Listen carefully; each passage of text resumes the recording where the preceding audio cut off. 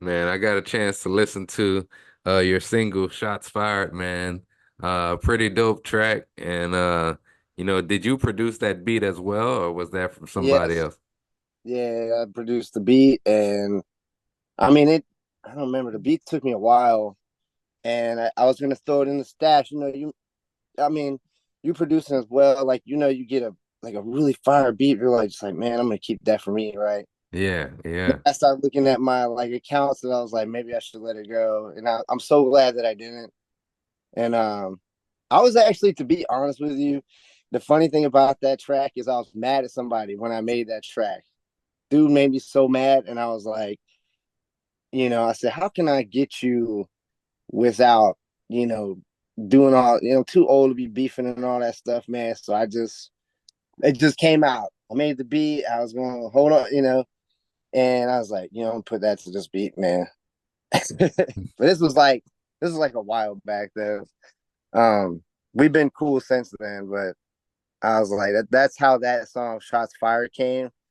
"Shots Fired" is, when it's kind of a play on, when somebody's talking trash, they're like, "Oh no, shots fired, shots fired," you know. So I took the first shot. You know what I mean? Now, was that like all together? Because I mean, you talked about your musical journey starting in the early 2000s, but like, was that the start of you first releasing music, or had you released music prior to that? Um, I've kind of released stuff like here and there before I really, actually had money to put it on. Like before we were able to use like TuneCore before I knew anything about that. I would just throw it up on like Facebook or something, not really serious like I am now. But then now, with that actual track, a lot of people were like, "Yo, what is that?" Like that kind of pushed me to be like, "Okay, you know what? I'm gonna go ahead and release this thing for real, and see what it does." And I've gotten a lot of love for that. So kind of boosted me up a little bit to put myself Yeah. out there more and more. Like people might actually be feeling what I'm doing. So Yeah, yeah. I mean, listening to that, and I also checked out like another video. I went to your website, and you have a video up there with on your Watch. Yeah, yeah, that was dope. And just listening to your flow, like, I would think that you probably been releasing music like that whole time. You so sound very. oh yeah, my bad. Go ahead. I didn't No, mean no. to interrupt. I was just gonna say you sound very like seasoned, like your delivery and your lyrics like is on point. So I want to give you props on that. Hey man, I appreciate it. I appreciate it. So at that particular time, like my website has a lot of stuff. Once I released the single, I was like, I want the world to see who I am and what I've done the last 20 years. So, and plus, I'm somewhat not as organized as I probably should be, but I'm getting there. I put a little bit of everything that I've done over the last 20 years for probably from 2000, I want to say from 2009 when I was at Trident Tech. The dude that I'm with in the video, Dev Boat, big shout out to him. We worked a lot together. He's kind of like my mentor, though. Uh, he's got like that big, deep voice, Yeah, and yeah. he really schooled me to things that like wordplay. Like we don't say profanity in our records, and there's a reason. There's more of a reason behind. Well, a few different reasons behind that. One, audience. You ain't got to turn our music down when you got kids in the car. Two, vocabulary. Like he was really big on like if you could call somebody, can we cuss on this thing? Yeah, yeah. If you could call somebody, you know, a bitch without calling them a bitch, what would you say? And he would do things like that with me all the time. Because we started out, me and him, like I just came over to his crib and he threw on some like 3-6 beats and we would just, record over top of them or whatever. I had just started to learn to record for myself. So we spent a lot of time going over material, song, learning breath control.